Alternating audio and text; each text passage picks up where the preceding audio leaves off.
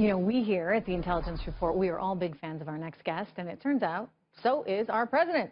Donald Trump tweeting out this morning, Nick Adams' new book, Green Card Warrior, is a must-read. The merit-based system is the way to go. Canada, Australia, exclamation point. Nick Adams is also the founder of the Foundation for Liberty and American Greatness. He joins me right now. That's quite a shout-out. Congratulations, Nick. Thank you so much, Trish. It's been a great day and an even better day now because I get to interview with one of my favourite hosts of all time. You're very sweet. Thank you so much. Well, anyway, let's talk about your plan. You talk about a merit-based system. How would that work, Nick? Well, look, Trish, we need to really elevate skills and job prospects and proficiency in English over simple family ties. If this is going to remain the best country in the world, we've got to make sure that only the best can come.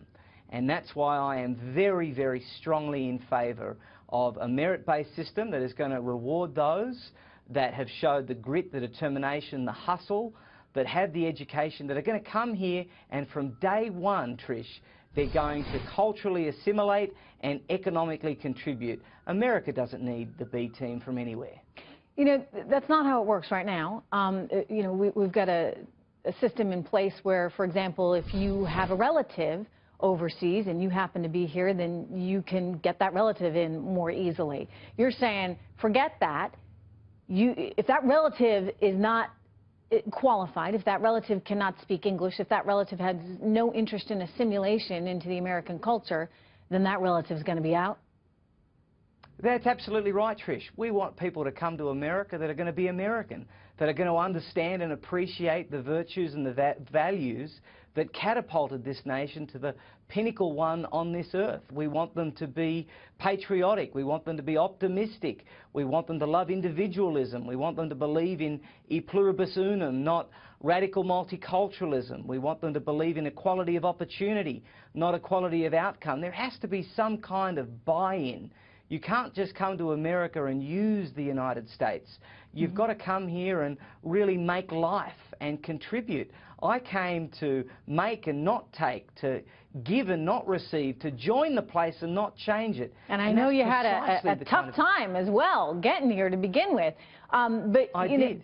You say all this, and it seems like in many ways, Nick, that's not asking too much, right? I mean, shouldn't we demand that of people that are going to come and be part of our country? I mean, we are very large, but I can think of smaller countries in the world that probably would put the same kind of requirements on any citizens that would be coming to their countries to establish residency, to live.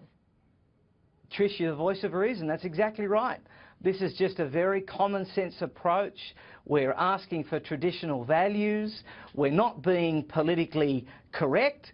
We're basically saying that this is our country. We're going to determine who comes to this country and the circumstances under which they come. We want to make it really, really easy for good people to come and impossible for bad people to come. And as long as we can do that, this is going to remain the exceptional nation of this earth.